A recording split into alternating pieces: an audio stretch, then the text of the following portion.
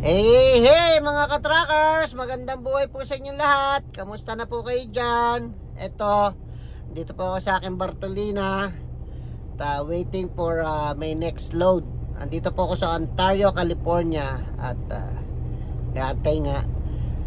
Flex ko lang po yung aking mahal na kumpare si Christopher Gunn at si Maring Jane. Maraming salamat po sa inyong padalang breakfast with soup. Yan, meron pang siopaw. Yun po. Talagang mahal na mahal ako ng aking kumpare. Meron pang gulay, ensaladang ampalaya. At yung isa pang gulay na may sardines. Ito, at meron pa rin tinapay para bukas naman or merienda ko mamaya.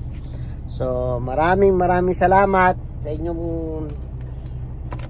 baon or pasalubong. Lahat po ng bibisita dito sa aking Bartolina, kayo po ay welcome. Tawagan nyo lang po ako at ako'y lalabas.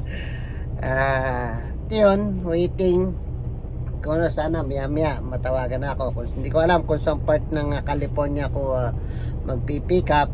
So ngayon kakain muna ako doon sa aking breakfast nabigay ng aking kumparing Christopher Gunn at Maring Jane. Thank you again.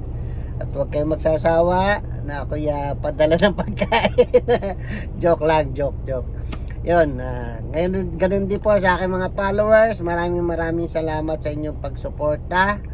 At siguro naman napanood nyo yung aking pagtulong doon sa ating kapwa Pilipino ng mga katutubo na pinadala ko kay Sir Paul sa Pugong Biyahero. So ang inyong panonood po ay isa na rin pagtulong nyo sa ating mga katutubo na nangangailangan. So sana wag kayong magsawa, kahit 5 seconds lang yung aking mga reels video, panoorin nyo po at malaki ng inyong may tutulong.